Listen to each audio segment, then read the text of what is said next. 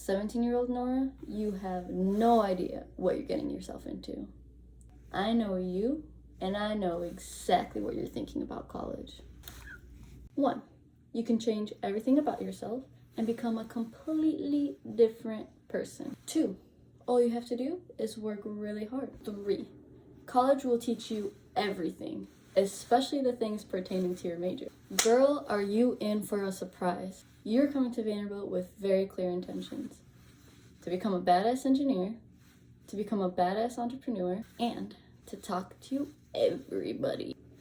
So you move onto campus, kiss your parents goodbye, and enjoy your newfound freedom and liberations. The first few weeks were the best. Vanderbilt did so many things to make sure you guys felt welcome. You had a band play for you in front of your dorm. You got to run across the football field before a football game began. And you went to so many concerts. You quickly learned that college is a triangle, and it pertains of 3 different points: studying, sleeping, and socializing. You can only do 2 out of 3 at any given point. So you chose studying and socializing. You start to get okay grades, but they're below the class average. You try to compensate for that by studying even more than you already did. And this is the first lesson. Time does not equal progress. Your grades were declining, and your self-worth was unknowingly attached to your performance. You begin fainting in class due to small stressors. Fainting was just my personal mechanism with dealing with intense stress. Everyone's panic attacks are different. But during that time, my mind and body were consistently in a state of panic and high cortisol level. What I wish you knew at the time was, you are not an imposter. No one belongs here or anywhere. This is your environment. Make the best of it. I saw so many people every day, but didn't feel close or a deep connection with any of them. Lucky for you, you had 2 really strong roommates who were there for you. They got you through the worst of it.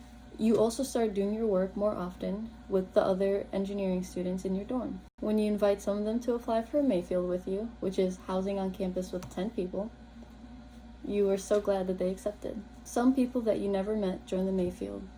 You didn't know it at the time, but their friendship would help lead to your end of successions of your fainting and panic attack spells. This is when you learn one of the most important lessons of college. There is no replacement for deep, genuine connections. It takes time to find and form them in this new environment. But trust me, quality is way, way better than quantity. Alright, sophomore year. The beginning starts off alright, but you have a really heavy STEM workload and you end up having less and less time for yourself. You end up spending a lot of time with others and become very codependent. And this is where you learn that the triangle from the very beginning of freshman year is wrong. It should have been a square all along. The missing point in the triangle of studying, sleeping, and socialization is self-time. Thankfully, the Mayfield was a good support system for you, and the entire year wasn't a flop.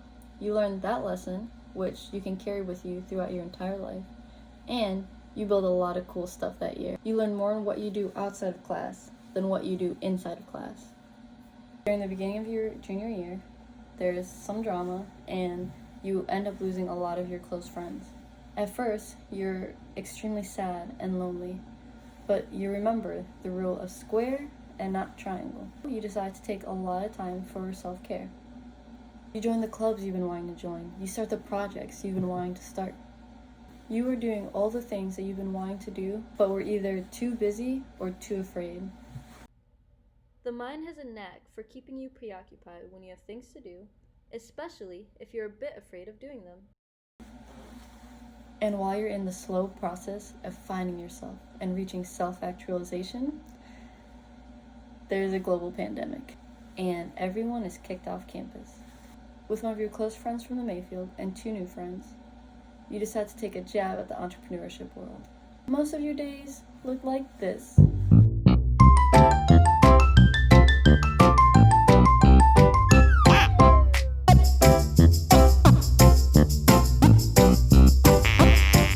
While others look like this.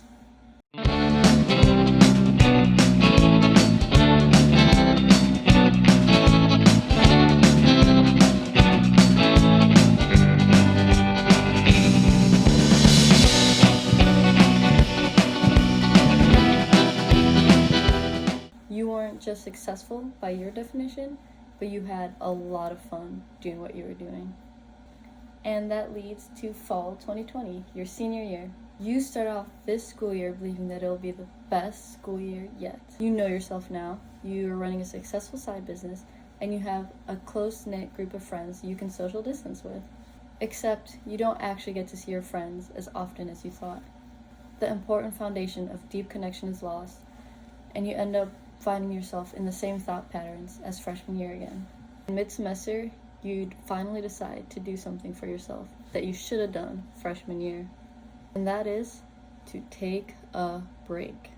Stop going 200 miles an hour, take control of your life, and then get back to your academics.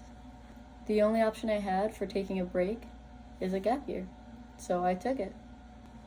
Now that brings us to this exact moment, right here, right now. I've been out from school for about 2 months now, and I already understand myself more. My message to my past self: know good people, and they will point you down the right path. Know yourself, and you will walk down the right path. So, as you go through college, you'll start to learn more about yourself and know yourself more. Don't be afraid to take breaks. Don't be afraid to make deep connections. And go out there and make the best out of your new environment.